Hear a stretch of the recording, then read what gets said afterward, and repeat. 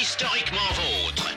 C'est un homme de lettres qui va maintenant conclure cette émission. Chaque soir, lorsqu'il a enregistré Historiquement Vôtre, tourné 3 numéros de Secret d'Histoire, assisté à 12 réunions au sujet du patrimoine et répondu à 17 textos de Brigitte Macron, Oh non, ça va Stéphane recommencer. sort sa plus belle plume et écrit à la seule femme qui, au fond, n'a jamais compté pour lui. Faut-il lutter contre ces sentiments au risque de passer à côté d'une histoire essentielle ? Vous nous direz, Stéphane, ce que la reine d'Angleterre a répondu. En attendant, vous nous offrez, comme chaque après-midi, vers 6h10, votre mot de la fin, l'histoire d'un mot ou d'une expression aujourd'hui. Alors Mathieu, si 9 fois sur 10 vos blagues me font tordre de rire, j'avoue que parfois, rarement, mais parfois, face à votre humour de comique troupier d'avant-guerre, je me dis en moi-même, bon là, on n'est pas sorti de l'auberge. Et là, vous allez oser enchaîner en disant « on n'est pas sorti de l'auberge ». D'où vient cette expression ? C'est ça Oui, votre on n'est intro. pas sorti de l'auberge, d'où vient cette expression ? De deux origines différentes. La première, Mathieu, vient de l'argot du 19e siècle. L'auberge désigne la prison. Et quand on a de graves ennuis judiciaires, effectivement, on n'est pas sorti de l'auberge.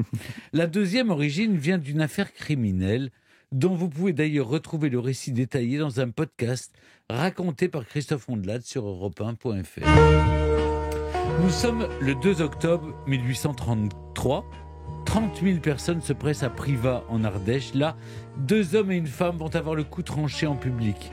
Le roi Louis-Philippe Ier ne les a pas graciés. La guillotine est installée dans la cour de leur propre auberge. Le propriétaire, sa femme et le domestique ont été déclarés coupables d'un seul meurtre. Mais si la justice n'a pu prouver qu'un homicide, c'est plus de 50 personnes qui auraient été trucidées par le trio diabolique. 50 personnes, vous L'auberge imaginez ? rouge. Le mode opératoire est toujours le même. Des touristes, loin de leur domicile, sont surpris dans leur sommeil.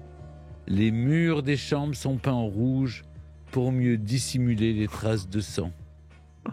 Voilà. Vous comprenez pourquoi cette histoire a marqué les esprits ?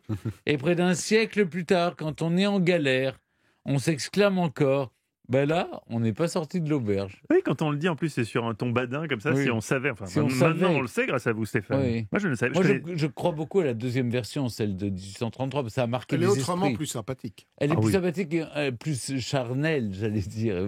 Oui, c'est le cas de le dire. Oui. oui. Oui. C'était une belle manière de terminer notre émission déjà joyeuse sur les cocus.